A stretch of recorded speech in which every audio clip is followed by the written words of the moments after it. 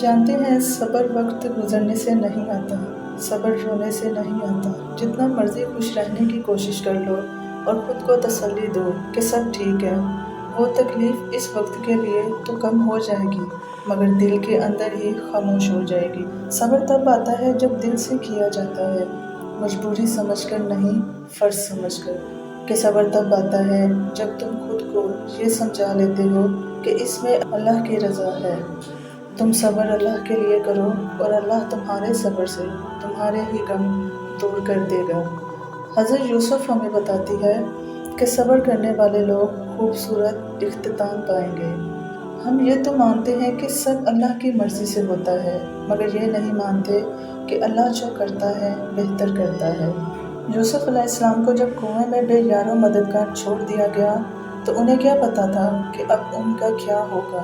انہیں مصر لے جایا گیا، غلام بنا لیا گیا، یہاں تک کہ ایک لمبی قحط کاٹنی پڑی مگر ہر تدبیر کے پیچھے اللہ کی حکمت تھی۔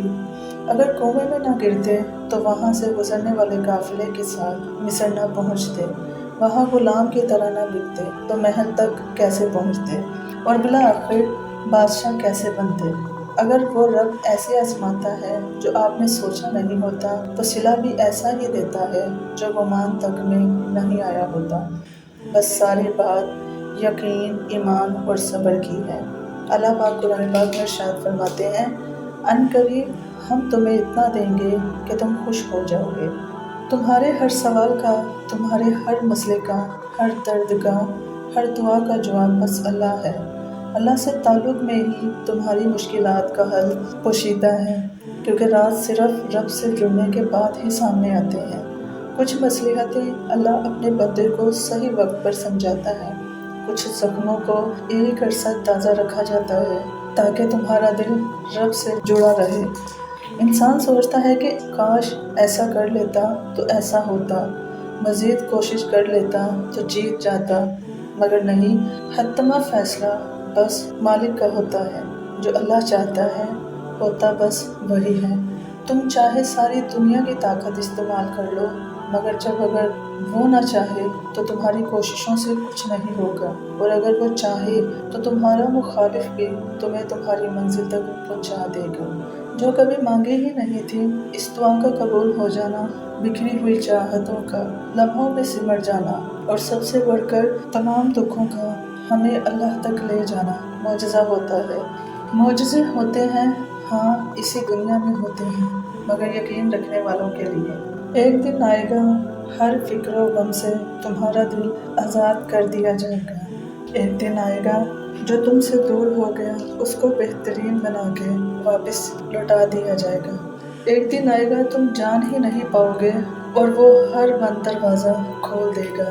ایک دن آئے گا تمہاری ہر دعا کو قبولیت کا رنگ دے دیا جائے گا۔ ایک دن آئے گا تمہاری ہر شب کی تڑپتی پکار کا جواب دے دیا جائے گا۔ ایک دن آئے گا تمہارے دل کو سکون کا کلمہ سنا دیا جائے گا۔ ایک دن آئے گا وہ ایسے نوازے گا کہ جھولی بھر دی جائے گی۔ ایک دن آئے گا کہ تمہارے ہر آنسو کے بعد صبر کا صلہ لکھ دیا جائے گا، اور ایک دن آئے گا تمہاری بے بسی کے آگے اختتام لکھ دیا جائے گا انشاءاللہ۔ اگر تم چاہتے ہو کہ سکون تمہارے قریب ہو جائے تو تم اللہ کے قریب چلے جاؤ اور توکل رکھو، تمہاری ہر مراد، ہر فریاد کا جواب ضرور آئے گا اور تمہارے حق میں ہی آئے گا۔ وہ اداب دعا انہی کو سکھاتا ہے جن کے مقدر میں قبولیت لکھ دی جاتی ہے، اور جب وہ معجزے کرتا ہے تو وہ بھی عطا کر دیتا ہے جو تم شدت سے مانگ رہے ہوتے ہو۔ اللہ کے لیے تو کچھ بھی مشکل نہیں ہے، تم مانگو، بس صبر کے ساتھ مانگتے رہو۔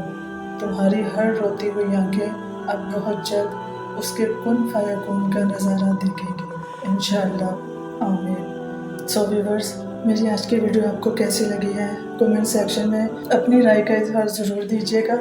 دعا ہے کہ اللہ پاک آپ سب کو اپنے حفظ و امان میں رکھے، خیر و عافیت سے رکھے۔ اللہ تعالیٰ آپ سب کی تمام نیک دلی حاجات کو پورا کرے۔ دعا میں یاد رکھیے گا۔ اللہ نگہبان۔